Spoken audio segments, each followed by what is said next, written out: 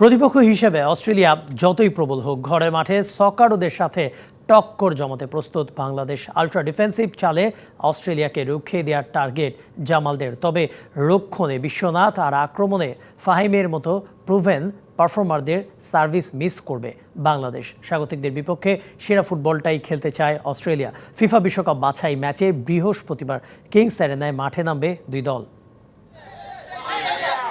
র্যাঙ্কিংয়ে ১৮২ ধাপে এগিয়ে থাকা অস্ট্রেলিয়ার সাথে ম্যাচের আগের দিন ফুরফুরে মেজাজে লাল সবুজের ফুটবলাররা। কার নিষেধাজ্ঞায় মাঠে নামতে পারবেন না পরীক্ষিত ডিফেন্ডার বিশ্বনাথ ঘোষ। ইনজুরিতে বাদ পড়েছেন ফাহিম, নেই অভিজ্ঞ গোলরক্ষক জিকো। তবে তাতে বিচলিত নন কোচ হ্যাভিয়ার কাবরেরা। বিশ্বনাথ আর ফাহিমকে পাচ্ছি না, তবে তারেক মোরসালিন ফিরেছে। তারা দলের জন্য গুরুত্বপূর্ণ ভূমিকা রাখবে। মাত্র 4 দিন অনুশীলন করেছি, কিন্তু ছেলেরা লিগের মধ্যেই ছিল। ম্যাচটা কঠিন হলেও ভালো খেলবো আমরা। নিজেদের প্রথম ম্যাচে অস্ট্রেলিয়ার বিপক্ষে বড় ব্যবধানে হেরেছিল জামালরা, কিন্তু এবার ঘরের মাঠের সুবিধা কাজে লাগানোর চেষ্টায় তারা।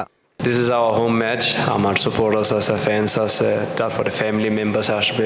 So এইসব not small details, but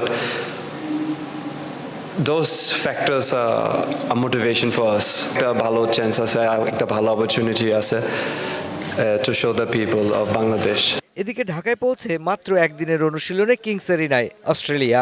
মেলবোর্নে ঘরের মাঠে খেলা দলটাই আছে বেশ কিছু পরিবর্তন। এবার দলে জায়গা হয়েছে বুন্দেসলিগায় খেলা 2 জন আর ইপিএল এর সুযোগ পাওয়া আরও 2 ফুটবলারের। সব মিলে শক্তির বিচারে কমতি নেই ফিফা র্যাঙ্কিংয়ের 11তম স্থানে থাকাদের।